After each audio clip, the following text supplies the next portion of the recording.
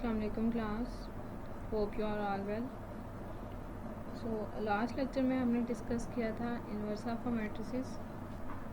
सो इस लेक्चर में हम डिस्कस करेंगे गाउस एलिमिनेशन मेथड। ये एक सिंपली आइडिया पे बेस्ड होता है।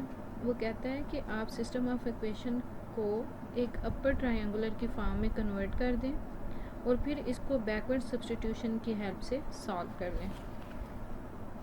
हम जानते हैं कि अगर हम एलिमेंट्री रो ऑपरेशन यूज़ करें, जो कि हमने लास्ट लेक्चर में डिस्कस किया था, तो ये जो ए मैट्रिक्स है और अपर ट्रायंगुलर मैट्रिक्स है, ये दोनों मैट्रिक्स इक्विवेलेंट होंगे और दोनों के सॉल्यूशन सेम होंगे। सो इसी चीज़ को लेकर गाउस एलिमिनेशन मेथड को जो है वो बनाया गया। अब ये इसका वर्किंग रूल है, ठीक है। ऑगमेंटेड मैट्रिक्स हमने इसको लेके चलना है और दूसरा हमने बैक सब्स्टिट्यूशन को, और इस पे हमारे पास अपर ट्रायंगुलर मैट्रिक्स जो है वो बेसिकली हमने इसमें बनाना है गाउस एलिमिनेशन मेथड में।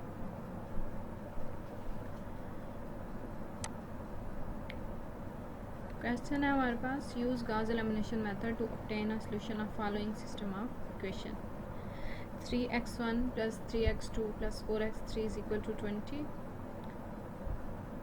2x1 plus x2 plus 3x3 is equal to 13, x1 plus x2 plus 3x3 is equal to 6। सबसे पहले हमने इसके जो a यानी कि हमने क्या करना है, हमने ये चीज़ बनानी है। ऑगमेंटेड मैट्रिक्स में a is a coefficient and b is a matrix, जो कि राइट हैंड साइड पे जो नंबर हैं ये वाले, ये हमने लिखना है, ठीक। 3 3 4 2 1 3 1 1 3 एंड 20 13 एंड 6। अब इस पर हमने रो ऑपरेशन अप्लाई करना है, क्योंकि हमें क्या चाहिए, हमें अपर ट्रायंगुलर चाहिए। कहाँ पे? यहाँ पे, ठीक है। ए वाला जो है वो हमें क्या चाहिए, अपर ट्रायंगुलर मैट्रिक्स चाहिए। रो ऑपरेशन सिंपल, रो 1 पे हमने अप्लाई किया R1 डिवाइडेड बाय 3, तो मेरे पास आ जाएगा 1 1 4/3 20/3। बाकी जो है वो मेरे पास एज इट इज़ आ जाएगा 2 1 3 13 1 1 3 एंड 6। नेक्स्ट हमने क्या किया, ऑपरेशन मज़ीद अप्लाई करेंगे, ठीक है, R2 और R3 पे, क्योंकि सबसे पहले ये 3 था, यहाँ पे हमने क्या बना लिया, 1 बना लिया, ठीक है। बेसिकली हमारा काम क्या है, यहाँ पे हमने जो है वो 0 बना लिया, ठीक। अब R2 पे हमने ऑपरेशन अप्लाई किया, वो आ जाएगा R2 माइनस 2 R1, यानी कि रो 2 में से हमने R1 को माइनस कर दिया और फिर मल्टीप्लाई हमने 2 कर दिया R1 से। और इसी तरह R3 पे जो ऑपरेशन होगा वो होगा हमारे पास R3 माइनस R1, यानी कि रो 3 में से हमने रो 1 को माइनस कर दिया, तो मेरे पास आ जाएगा 0 माइनस 1 1/3 माइनस 1/3 R2 का ऑपरेशन लगाने से, और R3 पे ऑपरेशन लगाने से आ जाएगा मेरे पास 0 0 5/3 माइनस 2/3। अब अगर देखा जाए तो हमारे पास ये अपर ट्रायंगुलर मैट्रिक्स की फॉर्म में हमारे पास जो हम ऑगमेंटेड मैट्रिक्स लेके चले थे ए और बी की फॉर्म में, ये वाला, ठीक है, वो हमारे पास ये आ गया, अपर ट्रायंगुलर फॉर्म में आ गया। अब सेकंड, ये हमारे पास अभी फर्स्ट टारगेट जो है वो हमारा हो गया। अब सेकंड टारगेट हमारा क्या है, हमने बैक सब्स्टिट्यूशन की मदद से इसको हमने सॉल्व करना था। अब बैक सब्स्टिट्यूशन क्या है, यानी कि अगर देखा जाए ये हमने कांस्टेंट लिए थे x1 x2 और x3 के। अब x3 हम इक्वल रखेंगे किसके, -2/3, क्योंकि हम बैक सब्स्टिट्यूशन लेके चल रहे हैं, ठीक है। x3 वो क्या आ जाएगा मेरे पास 5/3, ये मेरे पास x3 का था, इज़ इक्वल टू मेरे पास किसके आ जाएगा -2/3 के। अब x3 इज़ इक्वल टू -2/5 आ जाएगा। ये मेरे पास x3 की वैल्यू आ गई है। अब अगर हम ऊपर चलें, रो 2 में चलें, तो इसमें आ जाएगा ये मेरे पास x1 0 आ जाएगा, x2 की वैल्यू मेरे पास आ जाएगी -x2 प्लस ये आ जाएगा मेरे पास 1/3 x3। अब इक्वल टू हम किसके रख लेंगे, -1/3 के, ये नीचे सार हुआ हुआ। अब यहाँ से हमें किसकी वैल्यू मिल जाएगी,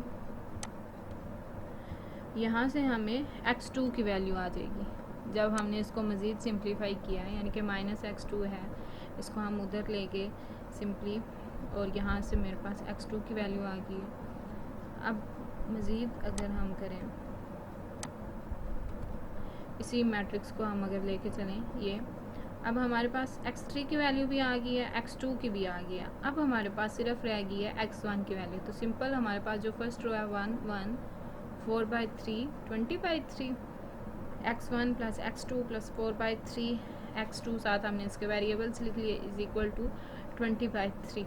अब हमारे पास x2 की भी वैल्यू है और x3 की भी वैल्यू है, यहाँ पे x3 आएगा, x3 की भी वैल्यू है। अब सिंपली हमने x2 और x3 की वैल्यू जो है वो हमने पुट कर दी और हमारे पास x1 की वैल्यू आ गई। अब अगर स्टूडेंट्स देखें तो हमारे पास x1 की वैल्यू 7 आई है, x2 की वैल्यू 1/5 आई है, x3 की वैल्यू -2/5 आई है बैक सब्सटीट्यूशन से।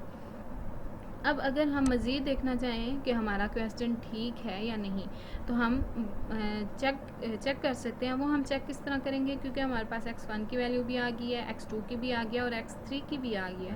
तो सिंपल हमने क्या करना है कि जो क्वेश्चन हमारे पास गिवन है, लाइक हम कोई भी रो इसमें से ले सकते हैं।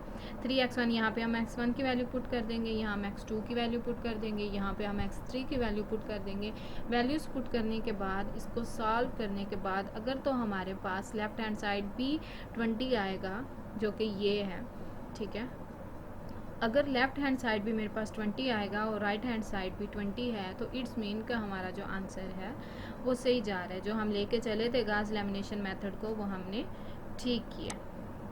बेसिकली इसमें हमने करना क्या है कि ऑगमेंटेड मैट्रिक्स है, फिर उसके साथ हमने बी के फॉर्म में लेके चलना है, और फिर हमने उसको बैक सब्सटीट्यूशन करके हमने x1 x2 और x3 की वैल्यूज़ जो हैं वो फाइंड कर ली हैं, ठीक है। ये हमारा था गाउस एलिमिनेशन मेथड।